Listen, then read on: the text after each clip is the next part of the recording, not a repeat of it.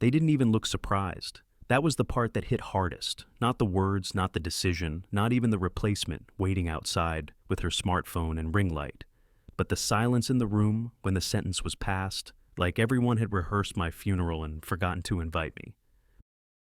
My name's Daniel Kessler. I'm 52 years old, or as the CEO put it, mid-career with mature strengths that may no longer align with our forward trajectory.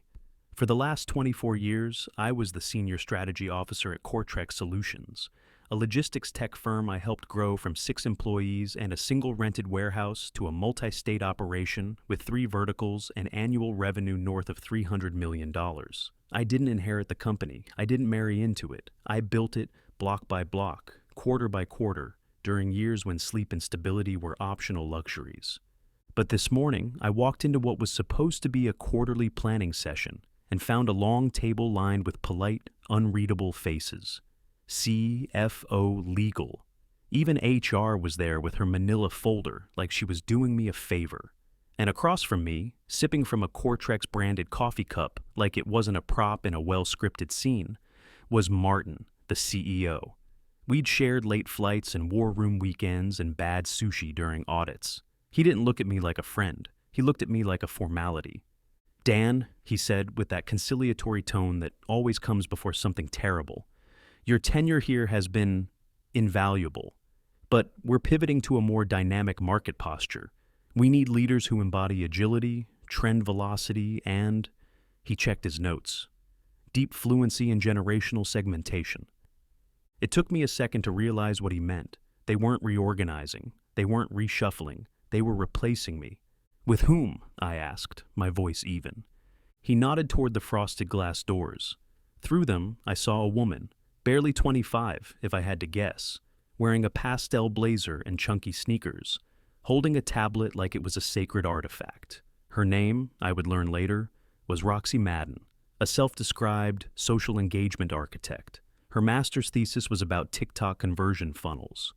She'll be advising us on a hybrid content model strategy with generational outreach, Martin said. Her insights are revolutionary. I looked around the table. Not one person met my eyes. I could have raised my voice, could have rattled off a dozen initiatives I spearheaded, supply chain overhauls, digital integrations, crisis pivots, client recoveries. But I didn't, because I already knew this wasn't about logic. It was theater. The stage was built, and I'd been written out in the final act. So I stood up, straightened my tie, said, "Understood." Martin opened his mouth, maybe to soften the blow, maybe to offer a severance detail, or mention how hard this was for everyone. But I didn't let him finish. I walked out, quietly, with dignity, like I was stepping off a ship I'd steered into port. My office felt smaller than it had that morning, not physically, just hollow. I didn't pack a box, didn't drag anything across the floor. I opened the drawer and pulled out the only thing that mattered, a framed photo of my daughter when she was 9, holding a cardboard sign that said, "Go Dad, go," on the day of my first keynote. I slipped it into my coat pocket, looked once at the wall of plaques behind the desk, then turned off the light. The elevator was slow. On the ride down, no one said a word. I passed reception. The intern waved awkwardly. She probably already knew. Word travels fast when someone over 40 gets cut loose. I reached the parking garage, climbed into the driver's seat, closed the door. But I didn't start the car. Instead, I just sat there. Let the engine stay off, let the world move around me. The building lights flickered from white to yellow to off, floor by floor, like the place was going to sleep without me. Maybe it was. Maybe it had already started months ago. My phone buzzed. Messages started rolling in, former colleagues, a few direct reports, even one from legal, oddly enough, all with some variation of, "I'm sorry," or "You didn't deserve that," or "Let's catch up soon." I didn't answer any of them. I wasn't angry, not yet. I wasn't even sad, if I'm honest. I was just displaced, like furniture rearranged in a house I no longer owned. They thought I'd crack, that I'd make a scene or beg for a transition phase or ask for some watered-down title to keep me close. They didn't understand. I'm not built to linger where I'm no longer needed. But I also don't vanish. Not really. I don't even remember driving home that night. Just the silence. the city moving around me like I wasn't there. And for the first time in 2 decades, I realized something I hadn't allowed myself to consider. They let me go. Now I get to decide what that really means. The first week felt like vacation. The second felt like exile. I woke up every morning at the same time out of muscle memory, showered, dressed, brewed coffee I no longer needed to rush through. Then I'd sit in my home office, pretending I had a calendar full of client calls. Really, I just refreshed job boards and rewrote the same bullet points on my resume for the 100th time. The room still smelled faintly of printer ink and ambition. It used to be where I closed million-dollar deals from a laptop, still in pajama pants. Now, it felt like a waiting room, a place where something used to happen. I told myself it wasn't personal, that people get laid off all the time, that corporate evolution doesn't ask for permission or grant mercy. But then I opened LinkedIn. Roxy was everywhere. There she was, smiling in a branded hoodie at her new desk, ring light perfectly balanced beside a whiteboard scribbled with buzzwords. Grateful to join a team that values innovation, speed, and human-first growth. That last part was in all caps, like shouting it made it real. Her post had over 2,000 likes. Former coworkers flooded the comments with fire emojis, heart emojis, clapping hands. A few people who used to report directly to me now called her visionary. One wrote, "So excited to learn from you." I remembered when he couldn't format a quarterly brief without me editing it line by line. I clicked on one of Roxy's public team meetings. It was like a TED Talk, if TED had a corporate cousin with ADHD. She spoke in sweeping statements and trending hashtags, pacing across a floor she hadn't earned. "We don't follow data, we vibe with it," she chirped. I almost choked on my coffee. But the execs ate it up. That much was clear. She was the brand's new flavor, and I had been the final course of a meal they were tired of chewing. I kept applying. Strategy roles, operational leadership, even advisory gigs. Nothing came back, or worse, some came back with gentle rejections, the kind written by HR interns who clearly copied templates. One recruiter told me, "You're incredibly qualified, Dan, but honestly, companies are looking for faster thinkers, trend surfers, people who can pivot in real time." "I used to pivot entire divisions in real time," I said. She smiled politely through the video call. "But you come from a different school of thought. You're kind of museum quality, you know?" I laughed. I actually laughed out loud. Then I didn't. I closed the laptop and just sat there in my office, the word museum echoing in my head like a punchline without a joke. I stared at the whiteboard I hadn't erased in weeks. It still had revenue projections from Q1, notes on streamlining vendor operations, things I'd been planning before the floor dropped out beneath me. I tried to distract myself. I started building a personal budget tracker from scratch in Excel, just for something to do. It wasn't fancy, but it worked beautifully. Self-balancing, adjustable sliders, projection formulas that auto-updated. I knew I was wasting time, but it felt good to solve something, even if it was imaginary. That's how my daughter found me, staring at a spreadsheet like it held the secrets of the universe. She leaned against the doorframe, arms crossed. "You do realize normal people don't build enterprise-level dashboards for fun, right?" I didn't look up. "I'm just staying sharp." "You're avoiding," she said. "Which is fine, but eventually you're going to have to stop pretending this didn't happen." "I'm working on it." She walked over, looked at the screen. "This thing could help small businesses. Seriously. Why don't you just build your own?" I blinked. "What do you mean?" "I mean, a company, or a consulting service, or something that uses what you're actually good at. Not for them, for you." I laughed again, not out of amusement, out of reflex. "That's not how it works," I said. "People don't just start over. Not at 52. Not after getting labeled outdated by the same system they gave their life to." She shrugged. "Maybe that's the point." Then she left, as casually as she came, leaving the idea behind like a spark dropped in dry grass. I didn't sleep much that night. The phrase kept circling back. Build your own. I'd coached founders for years, sat on panels, advised execs in panic mode, but I'd never imagined myself outside the system. I'd always been the guy keeping the machine running, not questioning whether the machine deserved to run at all. I opened the spreadsheet again. Then another, then a blank Word document. It was nothing. Just the beginning of a list, pain points, contact names, skills I could package, frameworks I'd built from scratch and never given away. By sunrise, it still didn't look like a business plan, but it looked like something. Something mine. The smell of sawdust and old paint never really leaves a garage.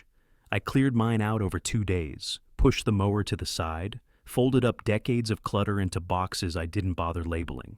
I laid down a cheap rug from a clearance sale, dragged in a desk that used to live in our guest room, and mounted a whiteboard on the far wall using nails that bent halfway in. It was crude, it was cold in the mornings. And it was mine. I didn't call it a business at first. That felt too formal, too foolish. I just told myself I was consulting independently. But the truth is I was building something, quietly, from nothing but my name and the parts of my brain corporate America decided were no longer fashionable. I'd wake up at 6, brew a cup of black coffee, then I'd step out into the garage like I was walking into a war room. My whiteboard filled quickly, pain points I knew companies were facing, trends I could see through, cracks they didn't know were forming under their feet. I built a modular framework for strategic recovery, no fluff, no jargon, just real tools for businesses bleeding in silence. Then came the calls. Cold calling is a kind of self-inflicted humility. You spend hours rehearsing a value proposition, dialing numbers, hearing the same 4 tones before landing in voicemail purgatory. Or worse, an assistant who tells you they'll pass along the message. They never do. I emailed pitch decks, customized, sharp, data-rich. I got auto-responses. One company replied with, "We're leaning toward more agile, youth-driven insights." Another asked if I'd consider partnering with an influencer agency to co-market the vibe.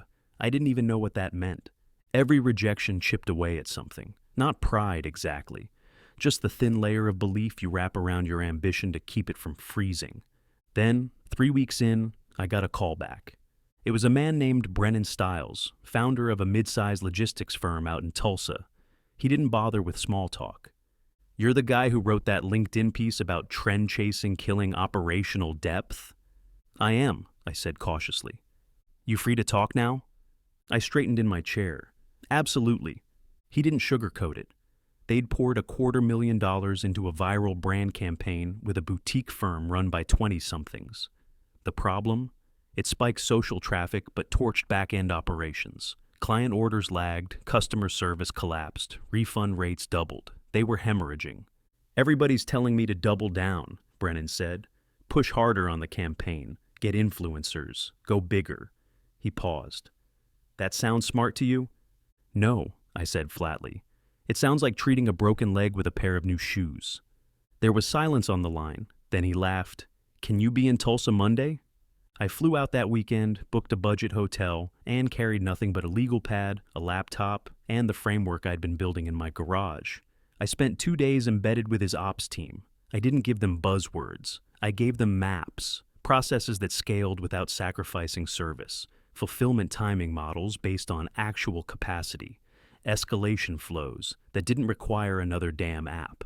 Each night, I stayed up until 2 or 3 in the morning in that hotel room, tuning the model tighter. I wasn't just solving their crisis, I was proving something. To them, sure, but more importantly, to myself. The final day, I stood in a glass-walled conference room across from Brennan and 2 of his directors. I walked them through every step, showed them the gaps, showed them how to fix them. When I finished, I expected the usual polite nods, the "we'll consider it" shrug. But Brennan leaned forward, his eyes sharp. "Why the hell didn't I find you sooner?" I didn't have an answer for that. Still don't. He slid a contract across the table. A 1-month engagement with a chance to expand, modest fee, modest scope. But I would own the solution. Not just advise, implement. I signed on the spot. Back in my garage office, I took a photo of the contract and printed it out. Taped it to the wall above my desk with a strip of masking tape. Not because it was the biggest deal I'd ever landed. Not even close. But because it was the first one that was mine. No company backing me, no team filtering my insights, no executive watermark on the PowerPoint slides. Just me and the work I'd spent a lifetime learning how to do. That night, I sat in the dark garage, just breathing. Outside, the world still spun in trends and filters and sound bites. But inside, something real was beginning to take shape. Not a comeback, a beginning. 6 weeks later, I found myself standing in the lobby of the Marlow Convention Center, badge around my neck, sipping burnt conference coffee and wondering why the hell I'd said yes to the invitation. I wasn't on the schedule. I wasn't here to speak. Just an observer, according to the polite email from the organizers. Industry legend with timeless insights. Their words, not mine. I knew what it meant. Window dressing, a nod to the past, not a seat at the table. The panel that afternoon was titled The Future of Strategic Leadership in a Digitally Native World. I'd seen the speaker list weeks ago and winced. Fourth name from the top, Roxy Madden, my replacement. She took the stage wearing neon heels and a blazer with motivational quotes stitched on the cuffs. Lead loud, it said. I sat in the second row, arms crossed, invisible in a sea of attendees half my age, all live tweeting her intro like gospel. Roxy launched into a rapid-fire speech about trend velocity, soft pivoting, and emotional authenticity as a brand deliverable. I lost count of how many times she said disruption before the 10-minute mark. She used the phrase vibe alignment unironically twice. When the moderator opened up to audience questions, someone, an operations lead, judging by the badge, asked, "How do you reconcile brand expansion with fulfillment bandwidth in legacy systems?" Roxy smiled wide and said, "We believe in meeting the consumer where they are, and where they are is forward." The audience clapped, politely, confused, but loyal to the rhythm of the room. I stood up and left before the closing remarks. Back at my hotel, I paced for an hour, half out of habit, half out of disbelief. Then I sat down at the tiny desk, cracked my knuckles, and started writing. The title came first. Strategy isn't a hashtag. Why substance still wins. I didn't go for blood. I went for truth. I laid out the cost of trend chasing, the hidden consequences of hollow metrics, the decay that happens when companies mistake viral noise for actual growth. I didn't mention Roxy by name. I didn't have to. I posted it at 1:42 a.m. By 7 a.m., it had 12,000 reads. By noon, 38,000. The comment section wasn't filled with clapping emojis or influencer links. It was full of VPs, COOs, senior partners. People who recognized themselves in the cracks I'd described. People who'd stayed quiet for too long, watching the world reward noise over nuance. My inbox exploded. Former contacts, dormant leads, people I hadn't spoken to in years. Would love to discuss ways we might collaborate. Are you taking on new advisory work? One CMO, someone who once ignored 3 of my proposals, wrote, "We didn't know what we lost until we saw you name it." The surge was immediate. My calendar filled faster than I could color-code it. Contracts were back on the table. Only this time, I wrote the clauses. I set the hours. No more gatekeepers or half smiles in glass rooms. Just me and the value I brought. Unfiltered. Then the email came. Subject line: Strategic Review Opportunity, Confidential. The sender: Sarah Caldwell, Vice President of Operations at Meditex Group, our firm's largest legacy client before I was let go. The client we never thought we could afford to lose. "We're reviewing a major acquisition," her message read. "We've received a number of proposals, but frankly, we need clarity. And your recent article hit a nerve. Are you available for a private consultation?" I didn't answer right away. I read the message twice, then a third time. They were reaching out because something inside them knew, despite all the slides and hashtags and influencer decks, that they needed more than forward. They needed true north. I replied the next morning. "I'm available, happy to help, but I'll need access to the unredacted internal reports, all operational backlogs, and your fulfillment data from the past 6 quarters. It was a test, because I knew something they didn't think I knew. There had been whispers when I left, that Meditex's contract had been mishandled, that someone had promised returns that were inflated, that my departure wasn't just about being out of step. It was about clearing the path before someone asked too many questions. Now I was being asked to consult on that very path. Sarah responded within the hour. "Understood. Files attached. Looking forward." I downloaded the zip file, opened it. There it was. The data no one wanted to admit existed. Hidden variables. Shortcuts disguised as strategy. Half-truths paved over with press releases. I closed the file, leaned back in my chair. I didn't smile. Not yet. But I did feel something settle in my chest, something heavy but sharp, like the feeling you get when you finally see a storm coming that others swore was just fog. And this time, I wouldn't be watching from the sidelines. The boardroom looked exactly as I remembered. Cold glass walls, sterile white table, bottled water labels turned just so. Even the scent was familiar, faint citrus disinfectant layered over recycled air. But something had changed. The energy, the silence. No one here looked eager to impress. They looked nervous. Martin sat at the head of the table, the same chair from which he'd told me I was out of step with the market. But now, his suit was slightly rumpled, the collar askew, no coffee in hand, no smug grin. Just quiet eyes and a folded tablet in front of him, untouched.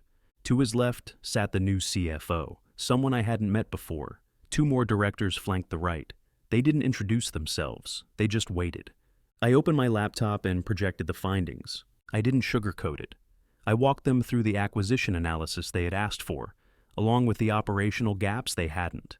Roxy's campaign had driven spikes in engagement, yes, but at the cost of fulfillment rates, vendor consistency, and 3 major client relationships. The back-end structure couldn't support the momentum strategy. What looked like acceleration on the outside was actually structural fatigue underneath. The numbers didn't lie. The conversion rate was down. Returns were up. Their quarterly margin had dipped 5 points, and no one in marketing could explain why without using the word algorithm. I finished with a final slide. Black background, white letters. You can't build permanence on momentum. Silence, no rebuttal, no polite pushback. Martin just leaned forward, his hands clasped like he was praying. "You've always had a way of seeing things others miss," he said, not like a compliment, more like a confession. He paused, looked around the room, then back at me. "Would you consider coming back?" The words hung there. "Not as an employee," he added quickly. "We'd bring you on as a strategic consultant, independent, your terms, just help us rebuild the foundation." I didn't answer, not because I was caught off guard, but because I wanted the silence to do some work. Let him sit with it. Let the board feel how different this table felt now that the power dynamic had shifted. "I'll think about it," I said. Later that evening, I sat across from my daughter at our favorite little Italian place, candlelit table, background noise just loud enough to let us talk privately. I told her everything, the numbers, the offer, the way Martin looked when he asked. She didn't flinch, just stabbed a piece of ravioli and said, "So, are you going to take it?" I hesitated. "It's tempting." "Sure," she said, "and you'd be amazing. But let me ask you this. Do you want to go back to fixing someone else's broken house? Or keep building your own?" I smiled. "You always know how to get to the point." "I learned from the best," she raised her glass, "to doing it your way." I didn't toast right away. I just looked at her, and for a moment saw the reflection of a life I didn't know I'd earned. Later that night, I stood on the rooftop of my new office. It's not a skyscraper, no revolving doors, just 2 floors above a co-op bakery and a lawyer's office. But it's mine. The lights inside still glowed. My small team, 5 of us, all sharp, all seasoned, had left hours ago. But their work hummed in the walls. I watched the skyline, not with envy, with clarity. I thought about all the moments that could have broken me, the silence in that elevator, the rejection emails, the lonely nights in the garage with no one to pitch to but a whiteboard. And now, clients were coming in steadily, referral only, no ads, just reputation. I had said no to Martin that morning, politely, firmly.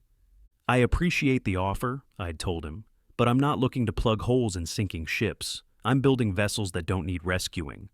He hadn't fought me on it, just nodded, like part of him expected it. I leaned on the rooftop railing, breathed in the night air. They'd called me a relic, said I was past my prime, but I wasn't outdated. I was never the past. I was the structure underneath the future, the thing they took for granted because it didn't glow on camera. I was the blueprint, and this time, the legacy wasn't theirs to give or take. It was mine, etched not in titles or board memos, but in the quiet certainty that I didn't just survive their dismissal. I outlived their relevance, and this time, the ink doesn't fade.